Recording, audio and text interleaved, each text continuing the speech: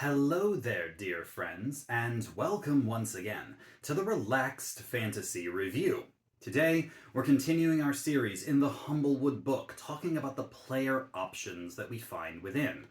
And today we're talking about something that is possibly the most Humblewood part of this entire series, a domain of the Cleric, the community domain. The community Cleric embodies everything about the forest creatures that we all love. The concept that they are all in this together and that the power of community, teamwork, and friendship, truly the power of friendship, can overcome most things, and so much so that people have devoted their lives to the community and gained the powers that come with it, literally in their cleric divine features. We'll get into the details of possibly the most wholesome subclass in D&D in just a moment. But before we do, I'd like to let you know, Relaxed Fantasy Review has memberships. For just $1 a month, you can support me here on YouTube and get a couple benefits. First, you get a little badge next to your name in the comments, letting folks know that you're a supporter. But also you get early access to my videos. I upload videos Monday, Wednesday, Friday, and I upload them a day early for members only. If that interests you, you can click the join button just below the video down there. I'd love to see you in the comments. And if it doesn't, that's totally fine. Just liking, subscribing, just watching the video at all is a great way to support me. I greatly appreciate it. Thank you for watching my content. So as with most clerics, we start with a domain spell list. And what you'll notice is that there's a lot of spells in this list that are cleric classics. You've got Bless, you've got Age, you've got Spirit Guardians, you've got Banishment, Always Prepared. You've also got a couple special ones in here. Goodberry is in here. Telepathic Bond is in here. Just some nice little features that add in. I say that the list overall is an 8 out of 10. It's a pretty good selection. You also get the Blessing of the Hearth. This grants you cook's utensils as a proficiency, which is fine. And when the party does a short rest, if you cook using this special hearth, you can allow your party members to re-roll a hit die that they use in order to regain their hit points.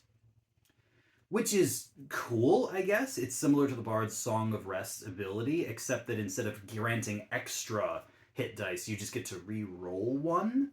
Which, I mean, if you've got like fighters and barbarians in the party, that's a couple extra hit points, maybe. It's not a whole lot. It's not a very strong feature. I mean, the cook's utensils add a bit in there, because I do like tool proficiencies, and most clerics don't get them naturally. But still, this is a pretty, mid feature. I'm gonna give it a 7 out of 10, and I think that's a little generous, to be honest. However, at level 2, we're going to jump in with a Channel Divinity, Magnificent Feast. By using your Channel Divinity, as well as a 10-minute period of time, you can prepare food, a number of items equal to your Wisdom modifier, and you can hand them out to your allies, or even keep one for yourself. You use an action to eat the food. When you do, you heal for 2d4 plus your cleric level, and you can cure either a poison condition or a frightened condition. This is effectively, every time you use your Channel Divinity, you hand out, kind of like a supreme healing potion's worth of healing, which actually does scale a little bit as you go, and a cure for fear and poison. This is a nice ability. It's one of those things that, I mean, it's not gonna be as useful as something like Healing Word, and it's certainly no Hero's Feast. But considering it's a Channel Divinity and not a spell slot, it actually does feel like something you would do at the beginning of every day. Just use your Channel Divinity. Here, everyone, here's your food for the day. Save it for when you need it. I just wish that it wasn't a full action to eat the food, but I guess it does make sense. Overall, I give this feature 8 out of 10. It's good. It could be better, but considering that it's a second level Channel Divinity, I can get behind it. Then at level 6, you get another Channel Divinity, Community Watch, and this one is awesome. When you use Community Watch, which by the way, in the feature, it doesn't state that Community Watch takes an action or a bonus action. It just kind of happens. So it's a free action that just uses your Channel Divinity. And you grant your party a once per round D6 that they can use on attacks, ability checks, or saving throws. And this lasts a number of rounds equal to your Wisdom modifier.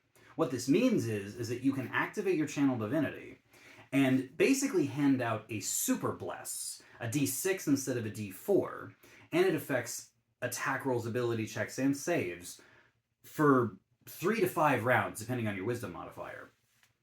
The only downside, really, is that you can only use it once per round. You can't use it once per turn. So if you attack with it, you can't use it on a saving throw, and vice versa. But the cool thing is that it doesn't use a spell slot, and it doesn't take concentration. You can do this, and because it doesn't even take an action, you can do this on the same turn that you cast Bless. So you can hand out Bless and the Community Watch at the same time, buffing everyone for a D6 once per round and a D4 on everything else. This is actually super strong, the way it's written, and I gotta give it 10 out of 10. I mean, Bless is already powerful enough. This is, better in some ways, not as good in others, but it stacks. It's phenomenal. Then at level 8, you get the Divine Strike feature, a classic feature. It adds 1d8 to your weapon attacks, this time of psychic damage, and 2d8 once you hit level 14. It's a good feature. Psychic damage is a potent damage type, and I give it 9 out of 10. Finally, at level 17, you get Paragon of the People, and what this does is it buffs your Channel Divinities, both of them. When you have your Community Watch active, it not only does it grant the D6, it also grants immunity to fear, which is really, really cool, especially at higher levels of play. A lot of enemies there that have fear effects. And when you create your Magnificent Feast, you can make twice as many of them. So at this point, that would be, probably 10 total. And in addition to curing fear and poison, it also can cure curses and diseases. Things that very well may have happened up to this point in the game because cursed magic items, and yes, it can actually break attunement from cursed magic items. It says so specifically. That is a great ability. And the fact that you can just hand these out, 10 of them per Channel Divinity, is really nice. The healing by this point hasn't scaled quite as good. Even at level 20, you're healing 2d4 plus 20, that's 25 hit points for an action. At the high levels of play, that's not super impressive, but it's all right between combats. And just buffing up the Community Watch with immunity to fear is great. I think that for a 17th level feature, this has just enough in it to give it a 9 out of 10. And overall, I want to give the Community Domain a 9 out of 10. That might seem a little generous for a glorified buff person, getting extra hit dice rolls, extra meals and magical meals and healing and status removals and the Community Watch buff. But these are really strong buffs. These are the kind of buffs that can really make or break combat encounters, social encounters. It's good stuff. I really think it is. And I think that these powers are what the Cleric wants to lean into a lot of the time. With their blessed powers and with their ability to improve the party, they are one of the ultimate support classes, and the Community Domain gives you that in spades. Add in the Telepathic Bond, the Goodberry, the Aid spell. There's just enough here to say, yeah, this cleric is one of the most cleric-y clerics out there that isn't the Life Domain. And honestly, I think that they are the wholesome team player that we all imagine clerics to be. I think that they've captured that really, really well. So yeah, I give this one 9 out of 10. This has been the Relaxed Fantasy Review. If you enjoyed the video, please like and subscribe down below. Have a look for the join button down there, as well as a link to the Humblewood book. It is one of the oldest and most classic 5th edition third-party modules. It's written by the Deck of Many, and I highly recommend you check it out for yourself. Have a good one, my friends.